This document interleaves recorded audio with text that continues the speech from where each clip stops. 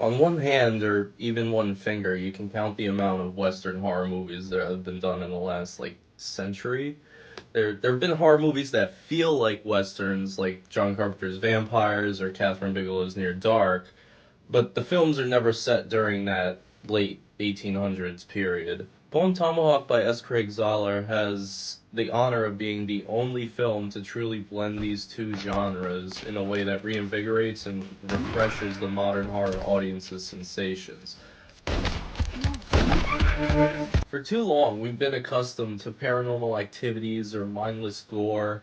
Like, now we can witness something that will truly transport us far into America's dark, dark past, a place we'll never truly know ourselves, and plop us into the middle of a pitch black nightmare with just a wax candle for light.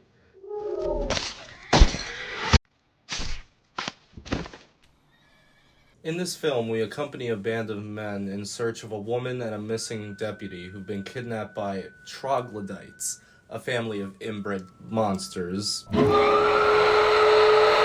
Long story. Does anybody know how to spell troglodytes?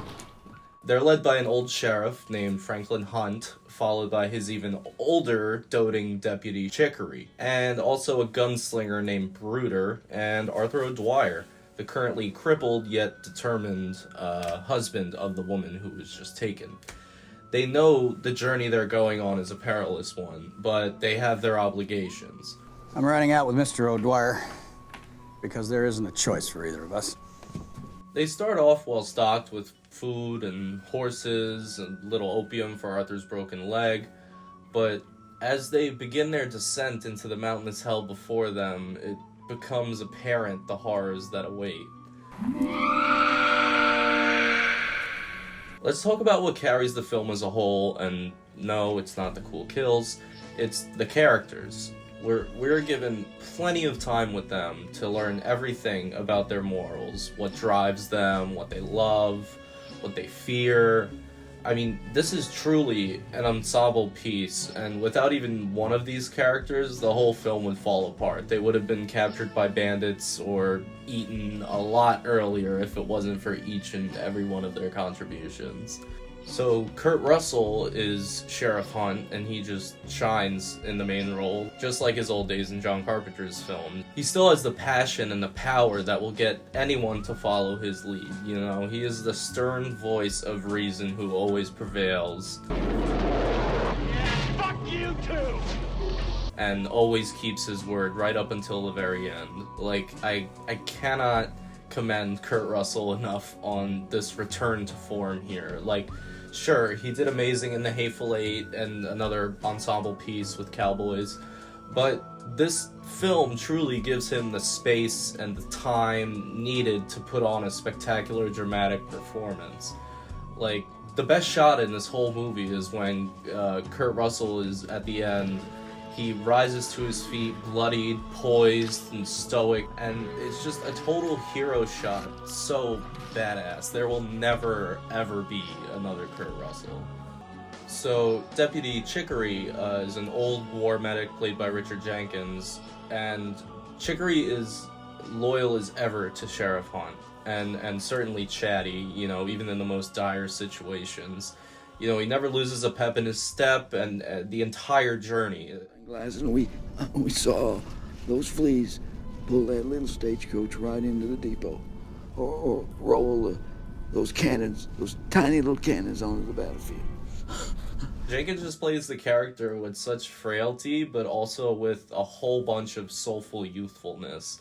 Like, all we know about him is that he's a loyal old man, a war medic, and a widower. Jenkins turns what could have been a simple, jokey side character into someone endearing with boundless amounts of hope and tangible moxie. Are any of you somnambulists? That's private. Me sleepwalk. Oh, no, I don't.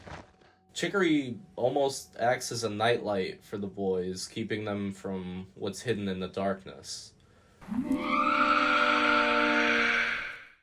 So the next character, Bruder, the gunslinger, is the most basic of all the characters in terms of what we know about him, even more basic than Chicory.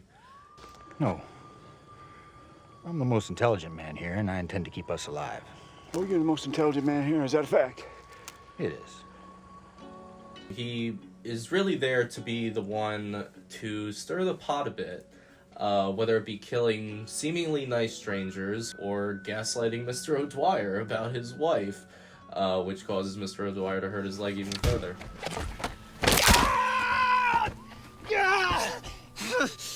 He plays the wild card of the group superbly. He does exactly what he needs to, and the well-done performance put on by Matthew Fox can't be denied. It goes to show you that even if you think a character is underdeveloped or one note, the actor can still hit you with a few uppercuts of raw emotion that just for the knockout.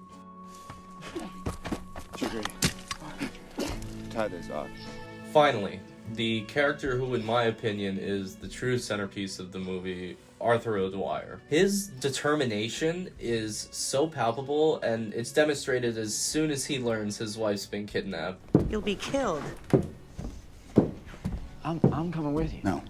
The journey starts okay for him, like, they start on horseback, but as soon as they gallop off with the raiders, he's forced to walk to the troglodyte caves on foot. In order to try and keep up, he gets a head start on the crew as they rest during the night, and he gets pretty far. His companions eventually catch up to him, but get ahead quickly. He trips a few times, and the sounds utilized to display his pain is ear-churning. Like, in terms of sound design, it's like that for the whole movie. It drags you in, and it feels so real and gritty. His journey is something that no one has done in a film since, 127 hours. Like, one leg is literally on the verge of gangrene while the other is spasming from carrying all his weight. Like, the horror of survival is on full display. The hopelessness, the seemingly mindless drive.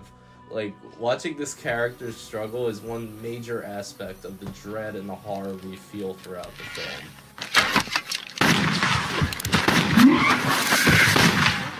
This film's horror is rooted in its brutal Western reality. The director, as Craig Zoller, has not only blended genres perfectly, but has discovered that they were related all along. Overall, this film is one that you can totally show to friends who like a slow burn horror film, but when troglodytes have their first human meal, please tell everyone who is squeamish to leave the room. And possibly the house.